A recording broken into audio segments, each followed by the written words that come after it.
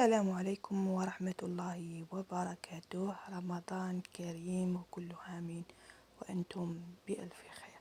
اليوم جبت لكم فلون بذوق الكراميل اقتصادي ويجي ما شاء الله بنة وشكل كيما راكم تشوفوا هنايا، يعني الشكل تاعو ما شاء الله.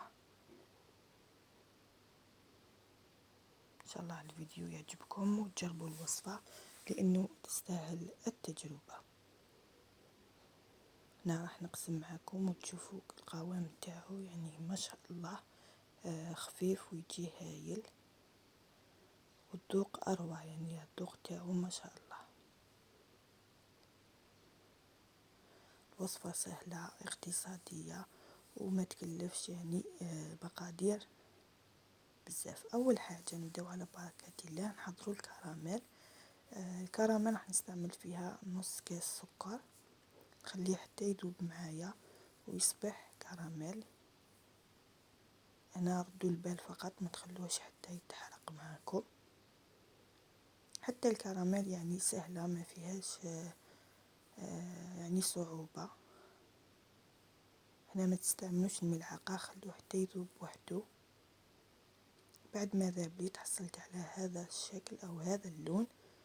في هذه المرحلة راح ناخذ حوالي 5 ملاعق ماء، ما يعادل ربع كاس،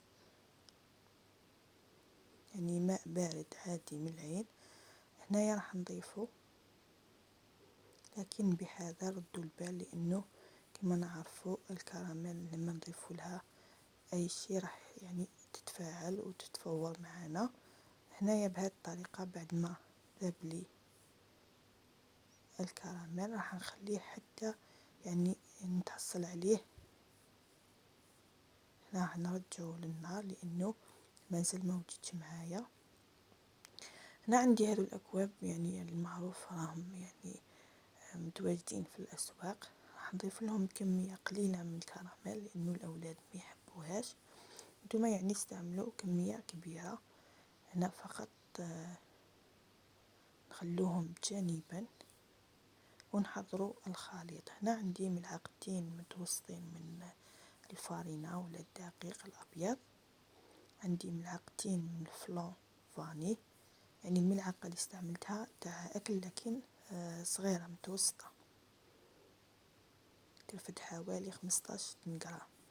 عندي ايضا حليب، راح نضيف حوالي نصف كاس حليب. نخلط المكونات جيدا، اهم شيء الفارينة مع الفلون خلطوهم مليح باش لما نضيفوهم على الحليب يعني ما يديرولناش كتل بهذا الشكل يعني. ونحتاج ايضا نصف لتر حليب. بالنسبة للكراميل اللي بقات لي راح نضيف الخليط اللي حضرته معاكم تاع الفارينة والحليب مع الفلون. هنا ممكن تستعملوا فلون كراميل كيما تقدروا تستعملوا فلون فاني. هنا الوصفة راح تكون اقتصادية. بالنسبة للفلون تقدروا تستعملوا فقط ملعقة. هنا نخلط المكونات جيدا، نحصلوا انه الكراميل تاعنا نحسوا انه الكراميل تاعنا يعني تسكرت لنا، وهذا الشيء عادي لانه البارد مع الكراميل راح تحصلوا على انه الكراميل يتحجر لنا. راح نحطوها على النار مع الخلط المستمر بهذه الطريقة، راح يذوب لنا كامل هذاك الكراميل.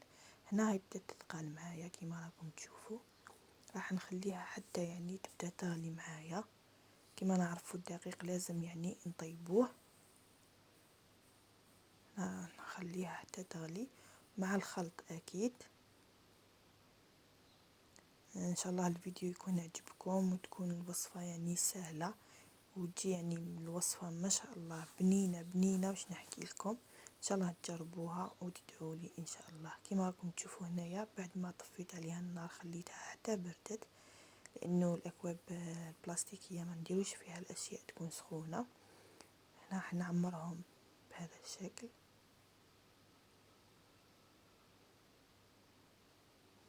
حاولوا انكم يعني تعمروهم كما يعني تحبوا. انا ما حبيتهمش يعني نعمرهم بزاف لاني راح نغلقهم.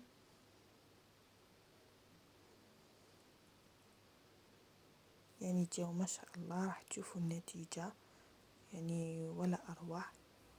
فلو كراميل يعني مذاقه رائع.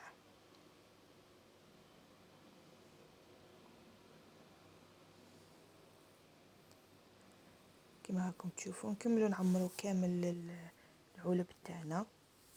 هنا ممكن تستعملوا يعني أكواب زجاجية، يعني هنا اختياري، أنا استعملت هذو فقط لأنهم راهم موجودين الآن في الأسواق، ويعني يعطوا شكل رائع للفلون تاعنا. ونحاولوا دايما انه ندلكم يعني اشياء سهلة وبسيطة وافكار يعني تساعدنا وتساعدكم. ان شاء الله نكون يعني وفقت في هذا الفيديو ويكون عجبكم بهذا الشكل. هنا عندي الأغطية تاع العلب، لأنه العلب هذو فيهم أغطية. نغلقهم بهذا الشكل وندخلوا للثلاجة يعني مدة 5 ساعات حتى يعني ليلة كاملة. راح يعطي نتيجة رائعة. هنا بعد ما برد معايا، أنا هنا للأمانة ما خليتوش بزاف، حوالي 4 ساعات أو 5. راح نوريكم النتيجة كما راكم تشوفوا. هنايا نفتح معكم علبة.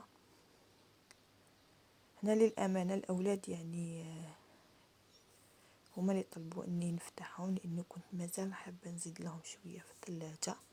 راح نوريكم النتيجه يعني جاو ما شاء الله.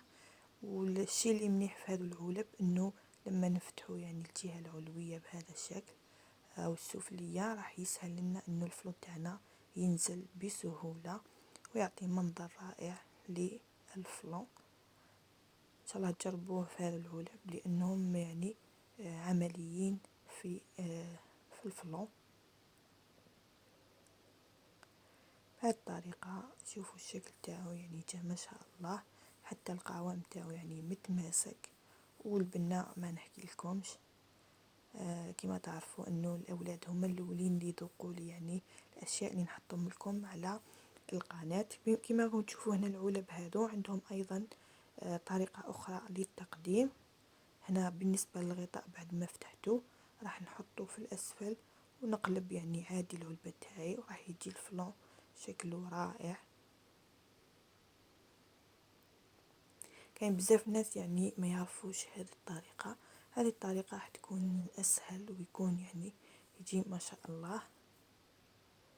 ان شاء الله نكون يعني فهمتكم، ولا يعني الفيديو كان خفيف عليكم، وتجربوا الوصفة وتدعوا لي دعوة خير. تحياتي لكم، سلام.